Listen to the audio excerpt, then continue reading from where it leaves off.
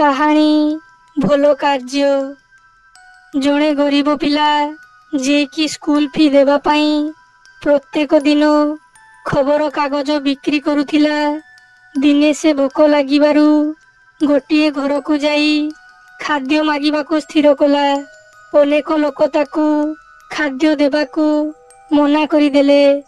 ତେବେ ଗୋଟିଏ ଘରେ ଗୋଟିଏ ଝିଅ ତାକୁ ଏକ ଗ୍ଲାସ କ୍ଷୀର ପିଇବାକୁ ଦେଲା। ପିଲାଟି କ୍ଷୀର ଗ୍ଲାସ ପାଇଁ ଝିଅଟିକୁ ପଇସା ଯାଚିଲା, ହେଲେ ଝିଅଟି ଏଥିପାଇଁ ପଇସା ନେବାକୁ ମନା କରିଦେଲା।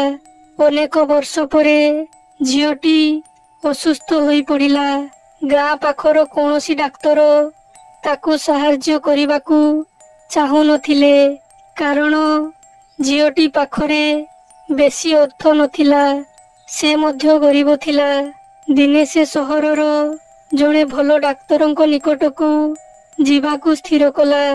ଡାକ୍ତର ତାକୁ ଚିକିତ୍ସା କରିବା ପରେ ତା ପାଖକୁ ଡାକ୍ତରଖାନାର ଏକ ବିଲ୍ ଆସିଲା, ଯେଉଁଥିରେ ଲେଖାଥିଲା ସମ୍ପୂର୍ଣ୍ଣ ପଇସା ପୈଠ କରାଯାଇଅଛି। ଝିଅଟି ଭାବିଲା, ଏତେ ପଇସା କିଏ ପୈଠ କରିଲା? କିଛି ସମୟ ପରେ ସେହି ପିଲାଟି ତା ପାଖକୁ ଆସିଲା, ଯିଏକି ଏବେ ବଡ଼ ହୋଇଯାଇଥିଲା।